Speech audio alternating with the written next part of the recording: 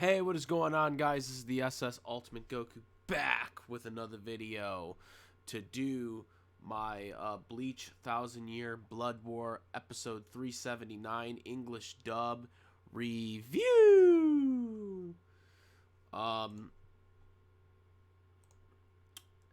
So this episode kind of starts off a little kind of awkwardly because they kind of just skip a lot of shit.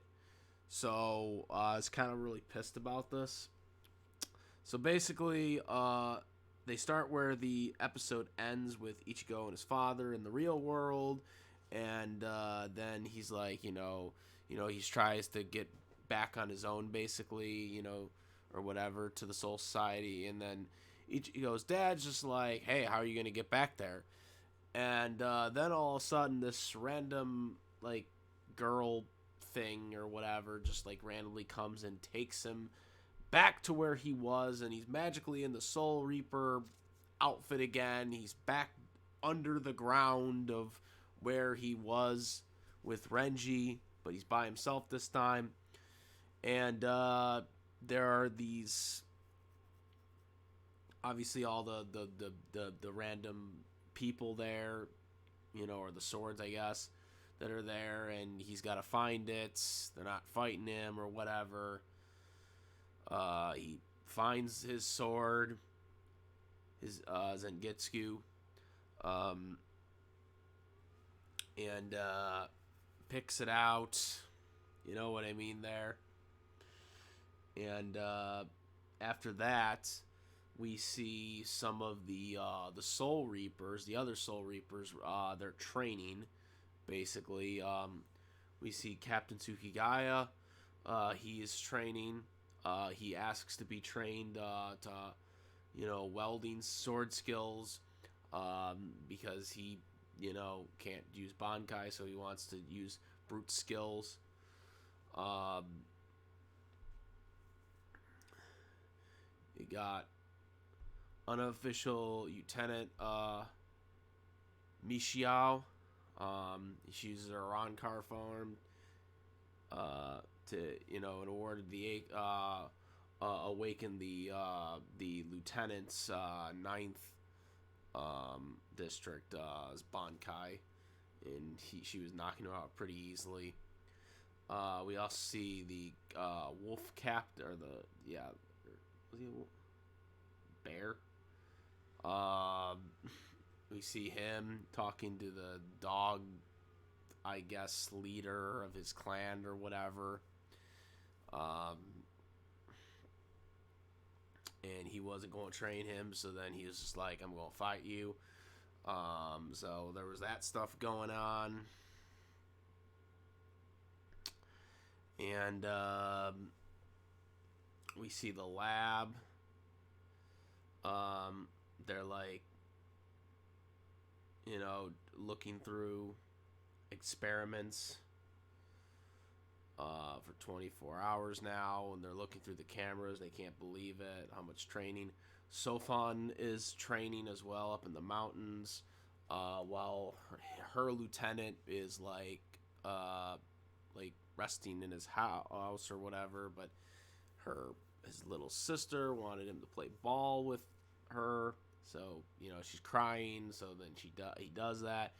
But then Sofan is basically training by herself. She trains by herself anyways, even when he's with her. So he don't like her, or she don't like him. So yeah, that's what all the Soul Reapers, they were showing all the Soul Reaper captains what they were doing while this was all going on with Ichigo's drama. Well, then on the next frame, we see Ichigo's, the person who makes all the Zanpakutos. He's like forging, and reshaping the Zanpakuto that he never made. They don't really give us any explanations to this action. In the last couple episodes, they're saying you have to find out who you are before you even get another chance. But it still doesn't change the fact that your Zanpakuto wasn't wielded by him. So now you're just gonna fix it and re-wage it. I just don't Like there was the lack of explanation in this episode really just, you know, I didn't like this. I think because this is supposed to be, I guess, the last episode before the intermission, I guess. To, whenever the next batch of episodes come out, I don't know, but I did not like this rush job at all. They rushed right through everything. It was I don't know. I didn't like that. Didn't like that they kind of just rushed the explanations. Um, it felt like they were going very quick with it, which I did not like. Anyways, so he is forging the sword, and he has all his little girl, I guess, Zanpakuto assistants, that are helping out with all their different skill levels to forge this new sword, and then he's now banging it with his axe thing or whatever, and the fire is going through. Basically what you see for making a regular sword, and that's what they're doing here. But the fires keep getting bigger as his soul, is in sync with it. And then he basically, the sword maker basically says that, like, say goodbye to Zangetsu. This will no longer be Zangetsu anymore. And Ichigo's like, what? What do you mean? He's like, you have to know by now, basically that person that you talk to, he basically looks like the guy who destroyed, who was the leader of the Quincy's that almost destroyed the Soul Society. And, and he really does, but of course Ichigo didn't want to convince himself of that. But he's like, this is Zangetsu. And then he talks to him, and he basically tells him everything. He's like, I'm not an ally or an adversary to you. I didn't want you to be a Soul Reaper. Because he's basically the Quincy side of Ichigo, but he had helped him out, training from the Hollows. But in reality, he was just restricting the Hollow, which is kind of interesting because the Hollow, if you remember, we remember all the way back when, if we remember, I remember it.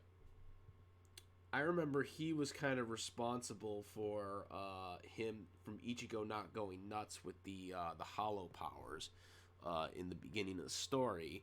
But now they're basically saying that, well, that was done because those powers were always within you, but I was preventing those powers from you because I didn't want you to be a Soul Reaper. But I eventually accepted that you were, going to be a Soul Reaper because of all the stuff that he was doing, defending the powers and stuff like that, but and defending his friends and whatnot. And so he eventually, I guess, became like support for Ichigo, so he would help him, and give him some powers and strength with his already soul reaping abilities. And so this is kind of how it all transpired, and eventually he, disintegrates, and he basically views him and his hollow self as both Zangetsus, so the hollow Soul Reaper Zangetsu and the Quincy Zangetsu. He still views them all that.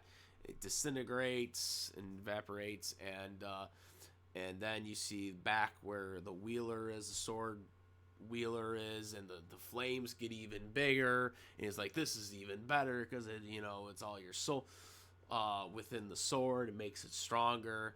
And then at the end we see two Zanpakutos, so I guess the Quincy Zanpakuto and then the soul reaping Zanpakuto. I guess that's what it's supposed to be, even though the sword's designs are completely different from what the original sword looked like. It'll be interesting to see how the Quincy power will look like. Or I'm sorry, not the Quincy. I'm sorry. It will be interesting to see how the Bankai power will be. I don't know why I just said that, but Ichigo says that he still felt like there's a lot to learn from them, but wasn't there. He just gives them those powers.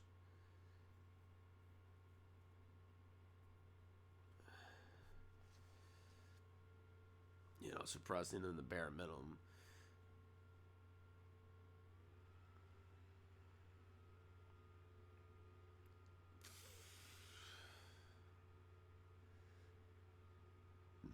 And so he's holding the swords, and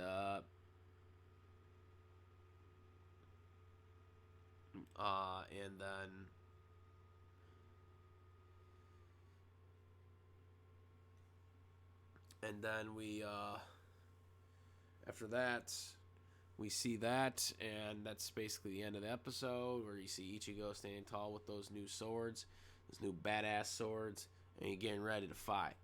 And then at the end, we then see Uryu in some kind of bigger type of uniform or whatever, and we see him with the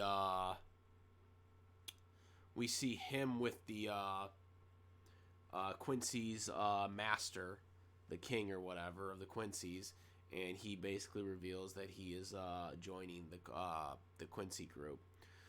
Really surprised by that. I thought he would be better than that. I thought he would understand, unless he's just like a spy or something like that. You know what I'm saying? Trying to infiltrate, but I don't know about that. That's gonna be interesting. How that all shapes out. And that was also before the credits, which the credits were a little different than the normal credits. They were showing like highlights of everything, setting up, you know, the whole thing with Ichigo and, you know, Zangetsu's and whatnot. And that is how they basically ended episode 13, which is, I guess, the first, you know, end part of the 1,000-Year Blood War. Obviously, there will be more episodes, but right now, I guess they're on the intermission. But yeah, guys, that is the end. What are my initial thoughts? So far, I'm liking it, but I'm not liking this rush job they did in the last episode.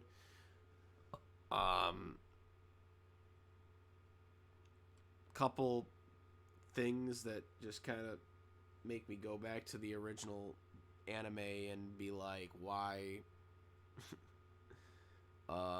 did they change this stuff from plot holes that we still don't understand from the sisters, and, you know, why they can't be Soul Reapers or whatever, or Quincy's or whatever, because they should be allowed to have those abilities. But, you know, besides those little things, the action's been pretty good.